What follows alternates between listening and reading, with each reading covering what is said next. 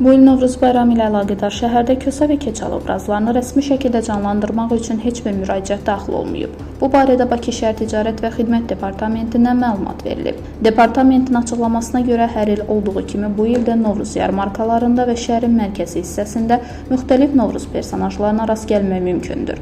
Lakin Kösə və Keçəl obrazları rəsmi tədbirlər çərçivəsində nümayiş etdirilməyəcək.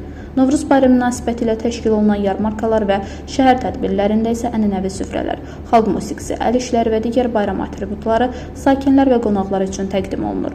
Həmçinin şəhərin müxtəlif meydanlarında bayram çadırları və stendlər qurularaq bayram əhval-ruhiyyəsinin qorunması təmin edilir. Departament həmçinin qeyd edib ki, Novruz bayramının ənənəvi simvolları və personajları ilə bağlı gələcək illərdə rəsmi müraciətlərə əsasən tədbirlər təşkil olunacaq. Bu, şəhər əhalisinin və turistlərin bayram təcrübəsini zənginləşdirmək məqsədini güdür. Qeyd edək ki, Kösə və Keçəl obrazları Azərbaycan Novruz adət-ənənələrinin ayrılmaz hissəsi sayılır və əvvəlki illərdə şəhərin mərkəzi meydanlarında, bayram yarmarkalarında və açıq havada təşkil olunan tədbirlərdə geniş nümayiş etdirilirdi.